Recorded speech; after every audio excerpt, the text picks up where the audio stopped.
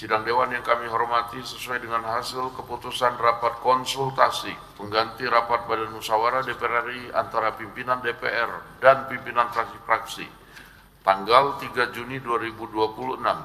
Acara rapat paripurna hari ini adalah 1. Pembicaraan tingkat 2, pengambilan keputusan terhadap RUU tentang perubahan atas Undang-Undang Nomor 4 Tahun 2023 tentang pengembangan dan penguatan sektor keuangan. 2. Pandangan fraksi atas kerangka ekonomi makro dan pokok-pokok kebijakan fiskal era APBN tahun anggaran 2027. Sekarang kami akan menanyakan kepada sidang Dewan yang terhormat, apakah acara rapat tersebut dapat disetujui? Terima kasih. Sidang Dewan yang kami hormati, kami beritahukan bahwa pimpinan Dewan telah menerima surat dari Presiden RI nomor R24/05/2026 tanggal 18 Mei 2026 hal rencana pengesahan persetujuan kemitraan ekonomi komprehensif antara Indonesia dan Peru. Selain surat dari Presiden, pimpinan DPR juga telah menerima surat dari Ketua Badan Pemeriksa Keuangan nomor 43 TS Waka tanggal 29 April 2026 hasil laporan hasil pemeriksaan atas laporan keuangan tahunan Bank Indonesia tahun 2025 nomor 44 SW Waka tanggal 29 April 2026 hasil pemeriksaan atas laporan keuangan konsolidasi lembaga penjamin simpanan tahun 2025. Surat tersebut telah dan akan ditindaklanjuti sesuai dengan Peraturan DPR RI nomor 1 tahun 2020 tentang tata tertib dan mekanisme yang berlaku. Sebelum memasuki acara pertama rapat paripurna hari ini, kepada Menteri Keuangan, Menteri Pendayagunaan Aparatur Negara dan Reformasi Birokrasi, jajaran Kementerian Sekretariat Negara, serta jajaran Kementerian Hukum kami persilakan untuk memasuki ruang sidang dan kepada para anggota Dewan agar tetap di tempatnya masing-masing untuk mengikuti acara selanjutnya. Dengan ini rapat kami skors.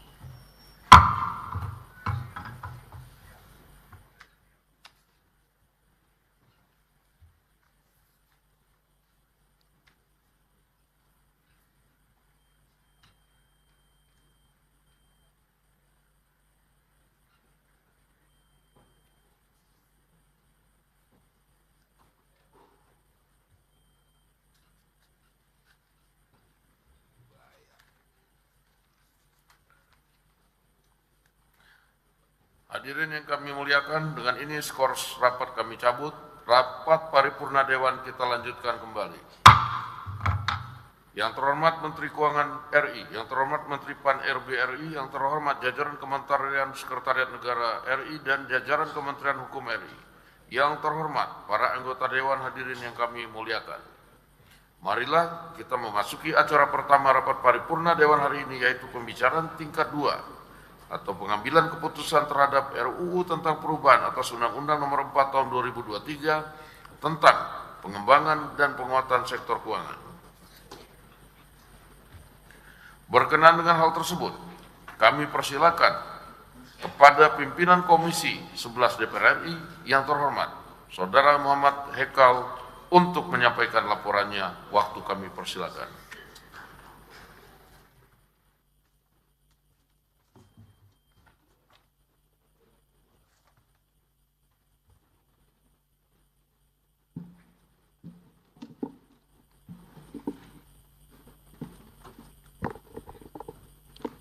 Bismillahirrahmanirrahim. Laporan Komisi 11 DPR RI dalam rangka pengambilan keputusan tingkat kedua Rancangan Undang-Undang Perubahan atas Undang-Undang Nomor 4 Tahun 2023 tentang pengembangan dan penguatan sektor keuangan dalam rapat paripurna DPR RI Jakarta 4 Juni 2026. Dibacakan oleh Muhammad Hekal, anggota A115. Assalamualaikum warahmatullahi wabarakatuh. Selamat pagi dan salam sejahtera untuk kita semua. Om Swastiastu, Namo Buddhaya, dan salam kebajikan.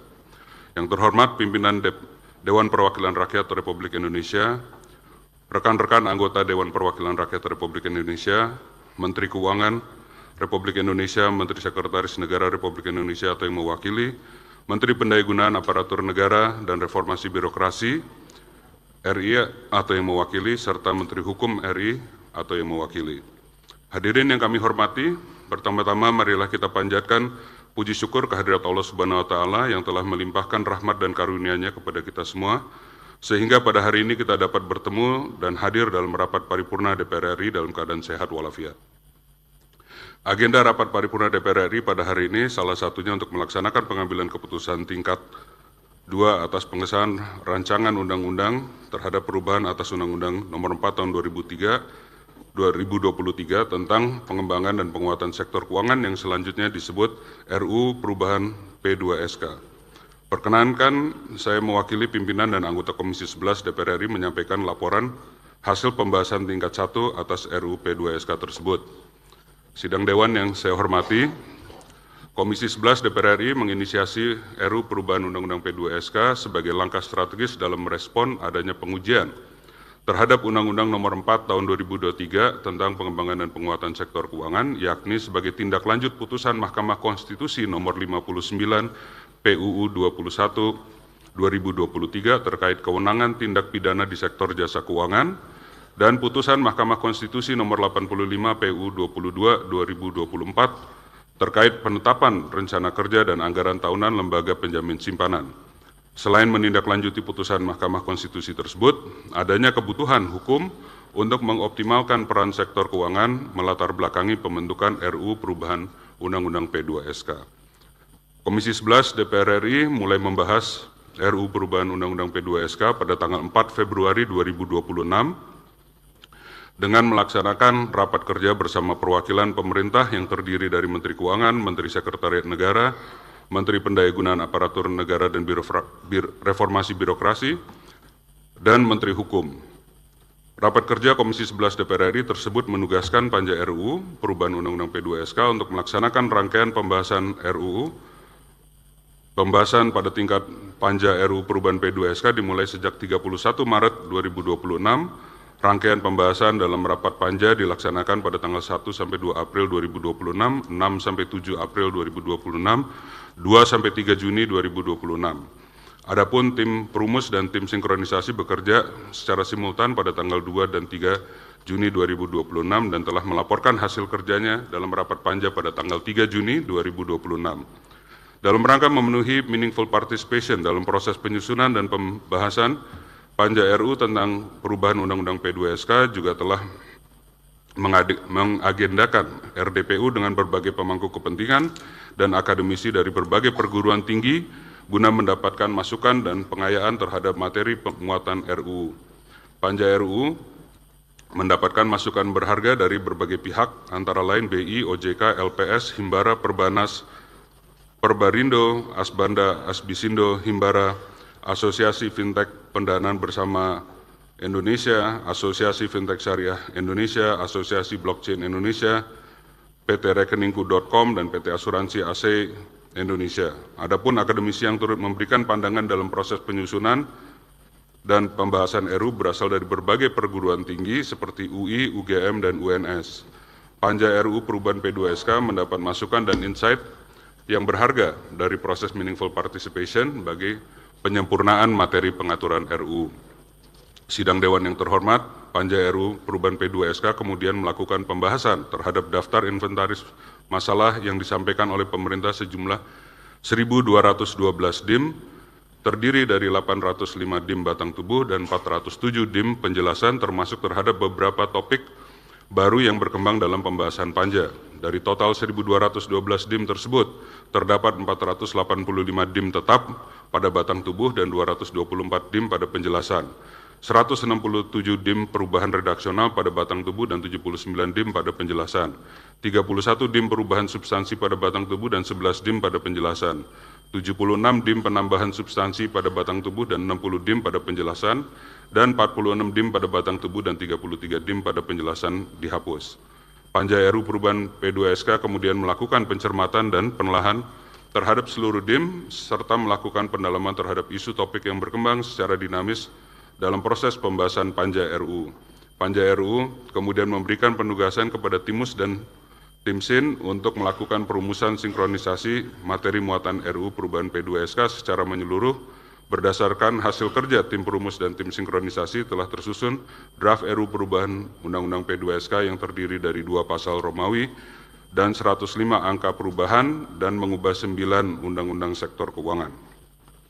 Sidang yang terhormat, dapat kami sampaikan bahwa materi muatan RUU perubahan P2SK meliputi perbaikan, penyesuaian, serta pengaturan terhadap beberapa materi muatan mengenai penguatan status lembaga pinjaman simpanan sebagai badan hukum dan lembaga negara yang independen, penyempurnaan pengaturan mengenai susunan persyaratan proses seleksi, pemberhentian dan penggantian anggota Dewan Komisioner, serta penguatan mekanisme penyusunan anggaran lembaga penjamin simpanan.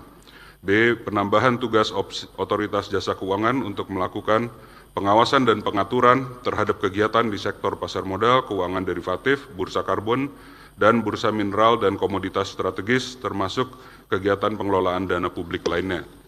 C. Penguatan pengaturan tujuan Bank Indonesia dalam melaksanakan kebijakan dan bauran kebijakan yang kondusif bagi pertumbuhan sektor real, serta penyempurnaan pengaturan tata kelola dan akuntabilitas mengenai anggaran tahunan Bank Indonesia. D. Penambahan tugas dari Lembaga Penjamin Simpanan, Otoritas Jasa Keuangan, dan Bank Indonesia untuk melakukan program edukasi serta pemberdayaan masyarakat dan lingkungan yang dilakukan secara inklusif. E. Perluasan cakupan kegiatan usaha Bank Umum dan Bank Umum Syariah dan penyesuaian pengaturan penanganan piutang macet kepada usaha mikro, kecil, dan menengah untuk memperluas akses pembiayaan, serta penguatan pengaturan konsolidasi perbankan melalui penyusunan peta jalan konsolidasi Bank Umum dan Bank Umum Syariah. F. Penguatan pasar modal Indonesia melalui demutualisasi Bursa Efek Indonesia untuk memperkuat tata kelola, meningkatkan kepercayaan investor, dan memperluas partisipasi pemangku kepentingan. G. Penambahan pengaturan terkait transfer margin dalam transaksi di pasar keuangan dengan menggunakan mekanisme pengalihan hak milik atas margin atau transfer of title. H.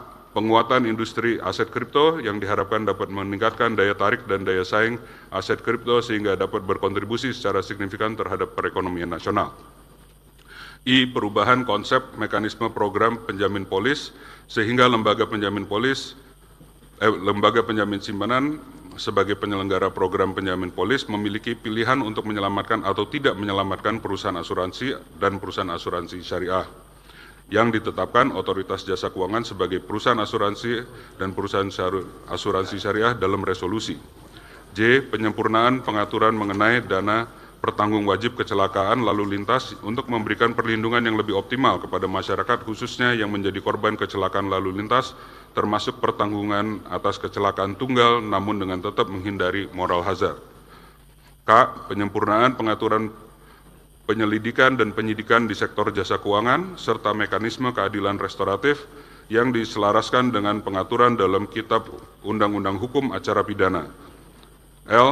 Penyempurnaan pengaturan terkait penyesuaian bank dalam penyehatan dan periode penempatan dana oleh lembaga penjamin simpanan agar selaras dengan praktek penyehatan bank. M. Pembentukan dan penguatan satuan tugas yang bertugas mencegah dan menangani kegiatan usaha tanpa izin di sektor keuangan, kegiatan usaha berizin namun terindikasi melanggar ketentuan dan perlindungan konsumen, serta pemanfaatan inovasi teknologi sektor keuangan untuk kegiatan yang terindikasi perjudian. N. Pengaturan mengenai bursa mineral dan komoditas strategis. Dan O. Pengamanatan pembentukan Pusat Finansial Internasional Indonesia. Selain berfokus pada penataan kelembagaan Otoritas Jasa Keuangan, materi muatan RUU Perubahan P2SK disusun untuk merespon permasalahan yang ada di masyarakat. RUU Perubahan P2SK diharapkan menjadi langkah menyeluruh dalam memperkuat dan menciptakan keselarasan kerangka regulasi sektor keuangan serta memperkuat sinergi dan koordinasi antar lembaga dalam menjaga stabilitas sistem keuangan nasional. Diharapkan RUU Perubahan P2SK ini dapat mendukung pengembangan pendalaman dan stabilitas sistem keuangan nasional serta meningkatkan kepercayaan publik terhadap sektor keuangan. Saudara pimpinan dan hadirin yang saya hormati, terakhir kami menyampaikan terima kasih atas berbagai pandangan, tanggapan, dan masukan yang konstruktif dari semua fraksi di Komisi 11 DPR RI dan pemerintah, serta dukungan dari tim Badan Keahlian Sekretariat dan Sekretariat Komisi 11 DPR RI dalam penyelesaian pembahasan RUU perubahan Undang-Undang P2SK yang sangat dinamis. Semoga RUU perubahan Undang-Undang P2SK dapat menjadi upaya dan ikhtiar kita bersama mewujudkan perekonomian nasional yang tangguh melalui optimalisasi pengembangan dan penguatan sektor keuangan dalam menjaga keseimbangan, kemajuan, dan kesatuan ekonomi nasional untuk mewujudkan masyarakat Indonesia yang adil dan makmur dan sejahtera sebagaimana amanat Pancasila dan Undang-Undang Dasar Negara Republik Indonesia tahun 1945. Demikian laporan Komisi 11 DPR RI terhadap hasil pembahasan rancangan Undang-Undang perubahan atas Undang-Undang Nomor 4 Tahun 2023 tentang pengembangan dan penguatan sektor keuangan. Selanjutnya kami meminta agar rapat paripurna DPR RI hari ini dapat memberikan persetujuan terhadap RUU perubahan Undang-Undang P2SK untuk disetujui menjadi undang-undang. Atas perhatian pimpinan dan seluruh anggota DPR RI, kami ucapkan terima kasih. Wassalamualaikum warahmatullahi wabarakatuh. Om Santi Santi Om.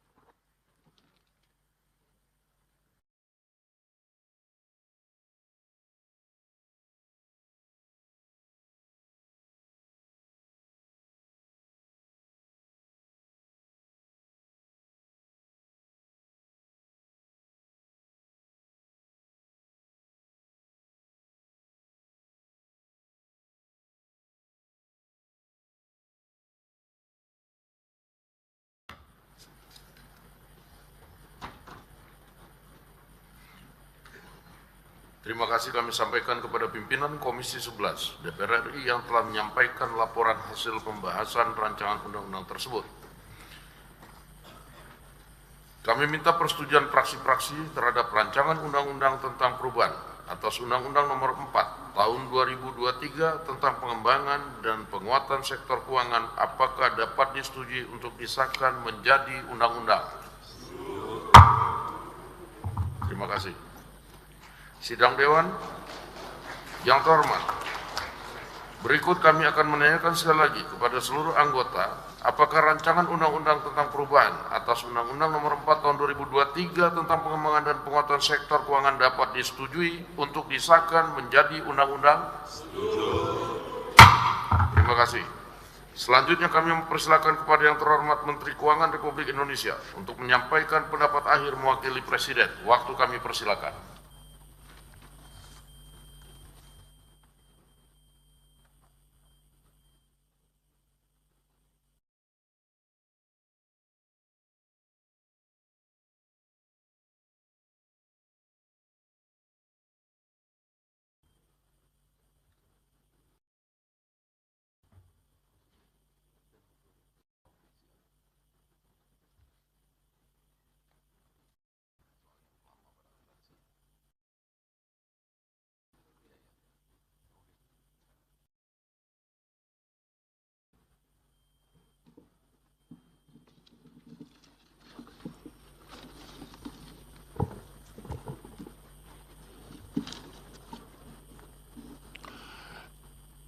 Bismillahirrahmanirrahim. Yang kami hormati Wakil Ketua DPR RI, Bapak Profesor Sufmi Dasko Ahmad, Wakil Ketua DPR RI, Bapak Saan Mustafa, Wakil Ketua DPR RI, Bapak Cucun Ahmad Samsurijal, para anggota Dewan Perwakilan Rakyat Republik Indonesia, yang kami hormati Menteri-Menteri dan Kementerian Perwakilan Pemerintah dalam pembahasan rancangan Undang-Undang Perubahan Undang-Undang Nomor 4 Tahun 2023 tentang pengembangan dan penguatan sektor keuangan. Sini hadir Menteri Pendayagunaan Aparatur Negara dan Reformasi Birokrasi, Ibu Rini Widiantini. Wakil Menteri Sekretariat Negara, Bapak Juri Adiantoro. Yang mewakili Kementerian Hukum. Assalamualaikum warahmatullahi wabarakatuh. Salam sejahtera bagi kita semua. Om Swastiastu, Namo Buddhaya, salam kebajikan.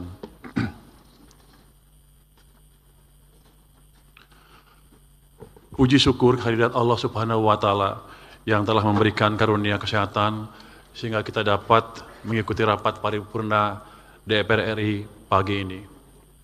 Semoga Tuhan Yang Maha Kuasa meridhoi agenda kita untuk melaksanakan pembicaraan tingkat 2 atau pengambilan keputusan tentang rancangan undang-undang tentang perubahan Undang-Undang Nomor 4 Tahun 2023 tentang pengembangan dan penguatan sektor keuangan.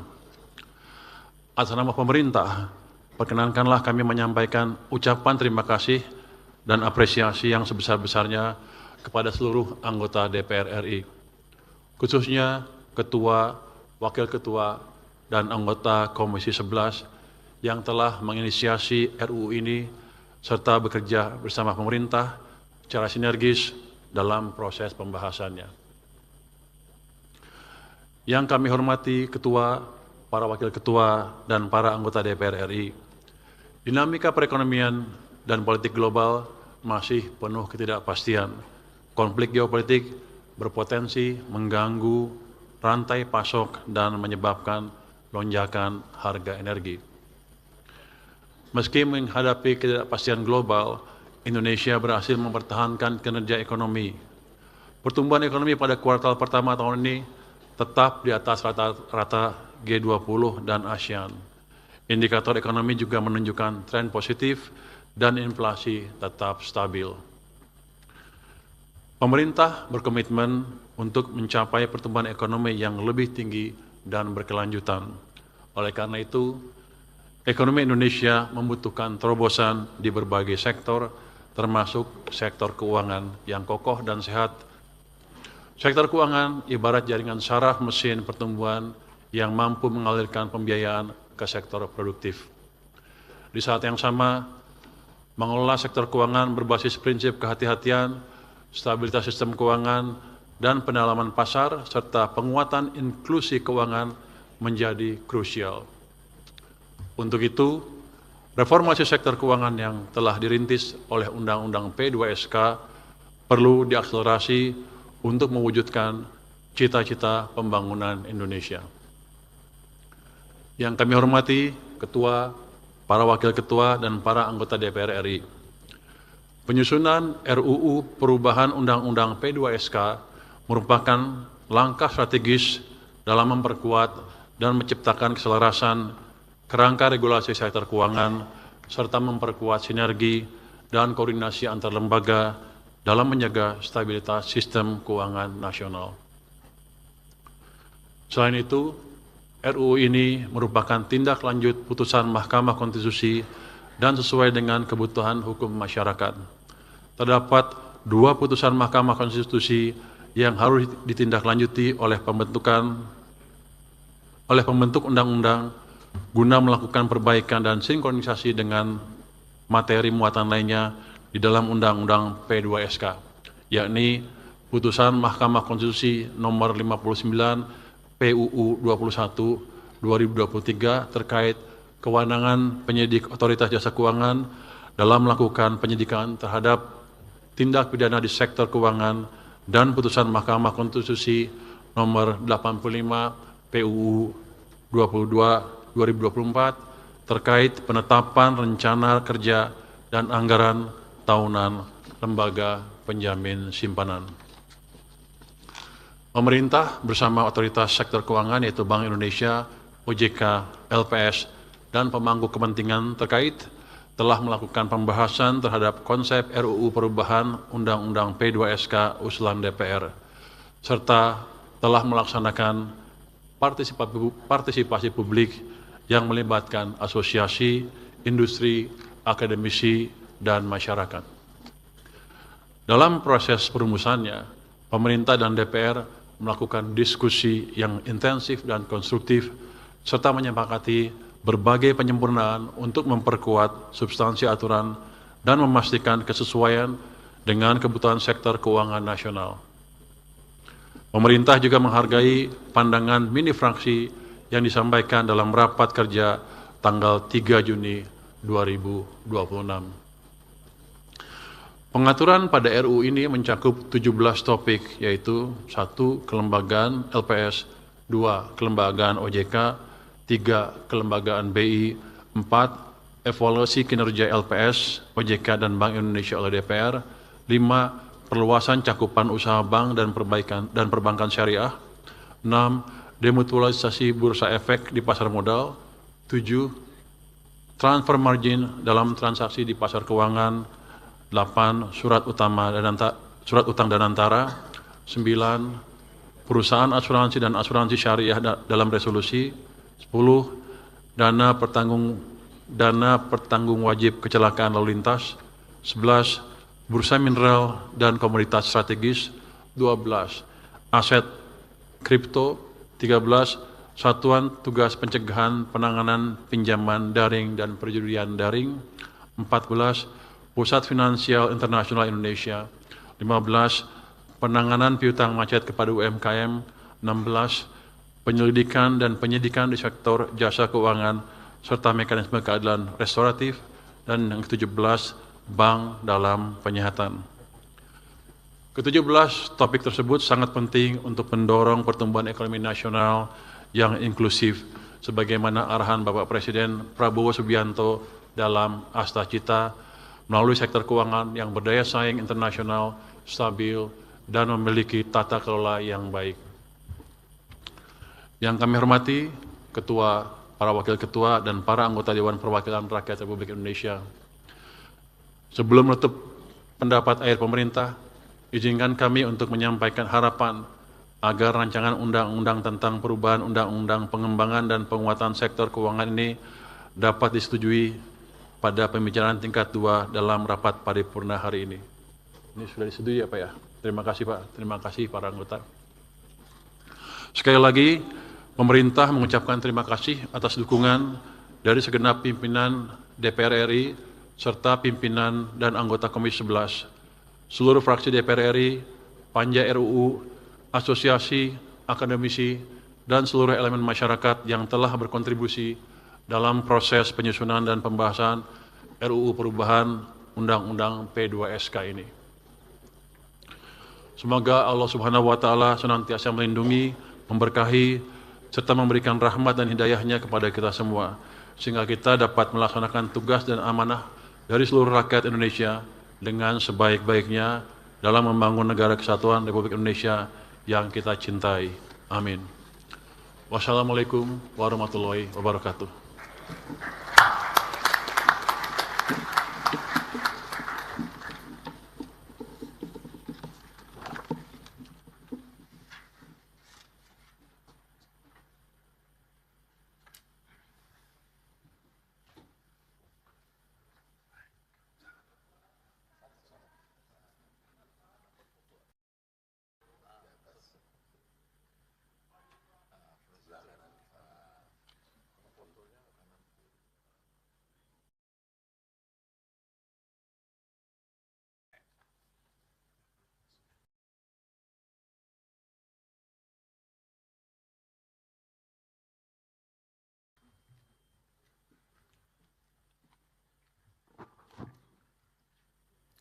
Terima kasih kami sampaikan kepada Menteri Keuangan Republik Indonesia yang telah menyampaikan pendapat akhir mewakili Presiden.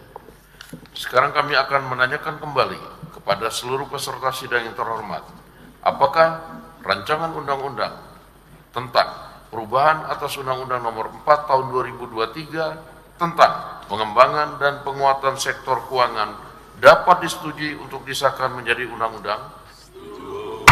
Terima kasih. Sidang Dewan yang terhormat, melalui forum ini kami menyampaikan terima kasih dan penghargaan yang setinggi-tingginya kepada yang terhormat Menteri Keuangan, Menteri Pendayagunaan Aparatur Negara dan Reformasi Birokrasi, Menteri Sekretaris Negara serta Menteri Hukum atas segala peran serta dan kerjasama yang telah diberikan selama pembahasan rancangan undang-undang tersebut. Perkenankanlah pula atas nama pimpinan Dewan kami menyampaikan penghargaan dan terima kasih kepada pimpinan dan anggota Komisi 11 DPR RI yang telah menyelesaikan pembahasan rancangan undang-undang ini dengan lancar.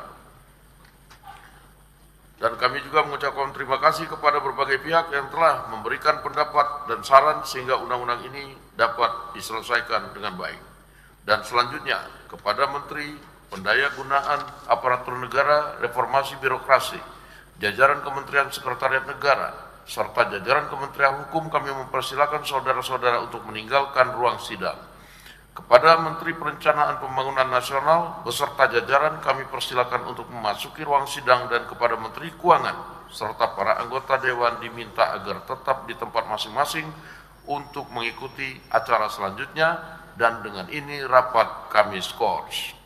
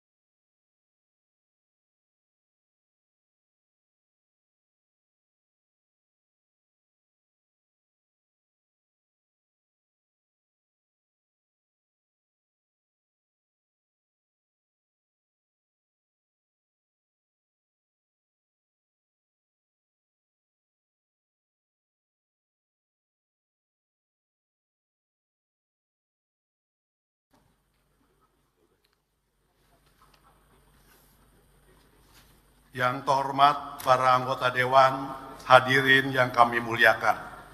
Dengan ini skor rapat kami cabut, rapat paripurna Dewan kita lanjutkan kembali. Terima kasih. Yang terhormat Menteri Keuangan Republik Indonesia, yang terhormat Menteri Perencanaan Pembangunan Nasional, Kepala Bappenas RI, yang terhormat para anggota Dewan, hadirin sekalian yang kami muliakan.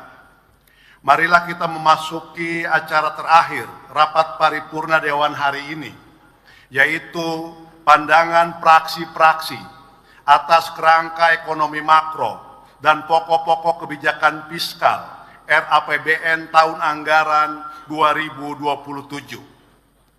Sebagaimana kita ketahui bersama bahwa pemerintah telah menyampaikan kerangka ekonomi makro dan pokok-pokok kebijakan fiskal tahun anggaran 2027 pada rapat paripurna tanggal 20 Mei 2026 yang lalu, dan sesuai dengan ketentuan pasal 167 ayat 4 Peraturan DPR RI nomor 1 tahun 2020 tentang tata tertib yang menyebutkan bahwa praksi menyampaikan pandangannya atas materi yang disampaikan oleh pemerintah sebagaimana dimaksud pada ayat 1 dalam rapat paripurna DPR. Oleh karena itu, untuk keperluan tersebut, Sekretariat Jenderal DPR RI telah menyampaikan daftar nama-nama juru bicara masing-masing praksi yang akan menyampaikan pandangan praksinya dengan urutan secara bergiliran sebagai berikut. Sebelum kami mempersilahkan kepada juru bicara masing-masing, kami meminta persetujuan rapat Dewan mengenai waktu yang akan digunakan oleh masing-masing juru bicara. Apakah dapat disetujui paling lama 7 menit? Terima kasih. Sidang Dewan yang terhormat, untuk mempersingkat waktu, juru bicara kita mulai dari fraksi PDI Perjuangan dan terakhir dari fraksi Partai Demokrat.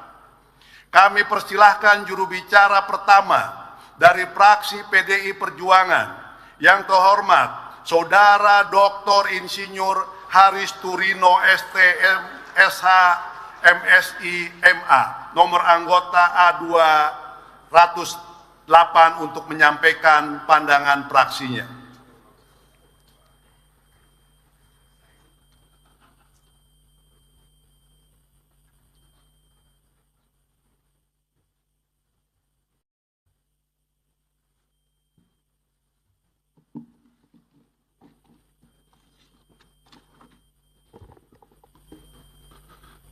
Pandangan fraksi PDI Perjuangan DPR RI atas kerangka ekonomi makro dan pokok-pokok kebijakan fiskal tahun 2027 disampaikan oleh Haris Turino nomor anggota A208.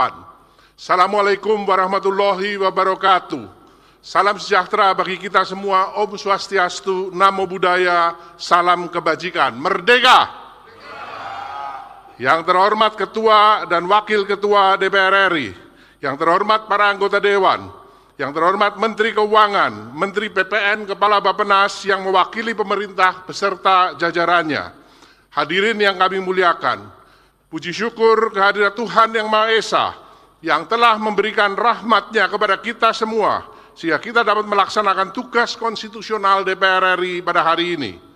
Pembahasan kebijakan ekonomi makro dan pokok-pokok kebijakan fiskal KEM PPKF tahun 2027 merupakan bagian integral dari proses penyusunan anggaran negara untuk tahun anggaran 2027. Pemerintah telah menyampaikan KEM PPKF pada tanggal 20 Mei 2026 yang disampaikan langsung oleh Presiden Republik Indonesia. Dalam dokumen yang disampaikan, pemerintah menetapkan tema kebijakan fiskal untuk tahun 2027 adalah tumbuh lebih tinggi, sejahtera lebih cepat. Terhadap KEM PPKF tahun 2027, fraksi PDI Perjuangan berpendapat sebagai berikut. Pertama, tema KEM PPKF tumbuh lebih tinggi, sejahtera lebih cepat, tidak disertai dengan penjelasan yang memperlihatkan bahwa capaian peningkatan kesejahteraan rakyat akan lebih cepat dibandingkan dengan tahun-tahun sebelumnya.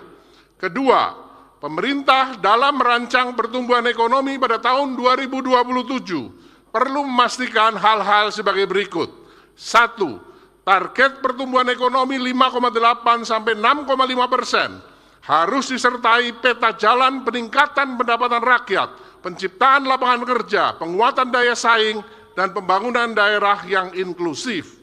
2. Peran BPI dan Antara perlu diperkuat untuk mengurangi tekanan terhadap APBN dalam pembiayaan infrastruktur dan penciptaan lapangan kerja. 3. Tingginya IKOR Indonesia secara konsisten menunjukkan bahwa masih adanya inkonsistensi, sehingga diperlukan reformasi birokrasi, perbaikan tata perizinan, peningkatan kualitas layanan publik, penghapusan biaya ekonomi tinggi, dan kepastian hukum. Ketiga, asumsi makro pada APBN 2027 harus didukung oleh kebijakan yang kuat, antara lain: 1. Nilai tukar rupiah di kisaran 16.800–17.500 per dolar Amerika menunjukkan masih adanya tekanan eksternal dan resiko capital outflow. Maka diperlukan sinergi fiskal dan moneter, penguatan kebijakan devisa hasil ekspor, penguatan investasi dan struktur ekonomi nasional, serta menyediakan fasilitas currency swap. 2. Pengendalian inflasi dilakukan dengan memperhatikan daya beli masyarakat. 3. Pergerakan yield SBN harus dijaga agar risiko dan bebannya tetap terkendali. 4. Pemerintah perlu segera mengantisipasi penurunan produksi migas dengan pembukaan ruang investasi eksplorasi, pengembangan lapangan baru, dan penerapan teknologi hulu migas. Keempat, kebijakan fiskal harus didukung dengan langkah-langkah sebagai berikut. 1. Fokus kebijakan fiskal pada 8 klaster PKPN dan 60 program kerja harus disertai dengan anggaran yang memadai, indikator yang terukur, dan dampak nyata bagi kesejahteraan rakyat. 2. Prioritas nasional seperti mobil nasional, motor nasional, industri semikonduktor, giant seawall, rekonstruksi pasca bencana, harus memiliki skema pembiayaan yang tidak menambah tekanan, defisit, dan utang negara. 3. Pendapatan negara 2027 dirancang hanya sebesar 11,8 sampai 12,4% dari PDB. Ini jauh lebih rendah dibandingkan dengan target Presiden dalam RPJMN, yaitu sebesar 18% pada 2029. 4. Reformasi perpajakan harus diarahkan pada redistribusi beban pajak yang lebih berkeadilan. 5. Optimalisasi PNBP melalui tata kelola SDA harus menjaga nilai tambah nasional dan mengantisipasi fluktuasi harga komoditas global. 6. Belanja negara diperkirakan akan mencapai 3.752 triliun hingga 4.186 triliun, atau dibandingkan dengan APBN 2026, akan berada pada kisaran belanja berkurang 90 triliun sampai dengan bertambah 300 triliun. Belanja negara ini harus tetap diprioritaskan pada belanja pendidikan minimal 20% dari APBN, pelaksanaan pendidikan dasar gratis sesuai dengan keputusan MK, penguatan PBI BPJS Kesehatan, evaluasi secara menyeluruh program makan bergizi gratis, serta efisiensi belanja kementerian dan lembaga. 7. Belanja pembayaran utang harus memperhatikan ruang fiskal di masa yang akan datang. 8. Subsidi energi dan non-energi harus lebih tepat sasaran melalui reformasi subsidi dan perbaikan data penerima manfaat. 9. Transfer ke daerah harus memenuhi amanat Undang-Undang HKPD, termasuk penyelesaian kurang bayar transfer ke daerah. 10. Pengelolaan defisit APBN sebesar 1,8 sampai 2,4% harus tetap berada pada batas aman, serta memiliki peta jalan menuju kepada APBN berimbang. 11. Program penyediaan perumahan bagi masyarakat berpenghasilan rendah harus mengoptimalkan pelaksanaan Undang-Undang Nomor 1 Tahun 2011 tentang perumahan dan pemukiman yang mewajibkan kontribusi pengembang untuk menyediakan rumah sederhana. 12. Penggunaan SAL pada 2027 harus dikelola secara transparan, akuntabel sebagai fiskal buffer. Kelima, sasaran pembangunan nasional yang ditetapkan untuk tahun 2027, yaitu tingkat kemiskinan ekstrim, tingkat kemiskinan, tingkat pengangguran terbuka, Gini rasio, indeks modal manusia, indeks kesejahteraan petani, dan proporsi lapangan kerja formal tidak menunjukkan perubahan yang cepat, sebagaimana yang menjadi tema dalam KEM PPKF 2027, yaitu tumbuh lebih tinggi, sejahtera lebih cepat. Yang terhormat pimpinan, anggota sidang, Menteri Keuangan, Menteri BPN, serta hadirin yang terhormat. Berdasarkan pandangan, pendapat, serta masukan tersebut di atas, maka fraksi PDI Perjuangan menyatakan dapat menyetujui untuk melakukan pembahasan lebih lanjut dengan pemerintah terhadap KEM PPKF tahun 2027, dan pandangan yang telah kami sampaikan ini dapat ikut menyempurnakan KEM PPKF 2027. Demikian pandangan umum fraksi PDI Perjuangan tentang KEM PPKF tahun 2027. Atas segala perhatian sidang Dewan yang terhormat, kami mengucapkan terima kasih. Merdeka! Wassalamualaikum warahmatullahi wabarakatuh. Om Santi, Santi Om. Jakarta 4 Juni 2026. Pimpinan fraksi Partai Demokrasi Indonesia Perjuangan DPR RI. Ketua Utut Adianto A204. Sekretaris Dolvi OFP A197 ditandatangani.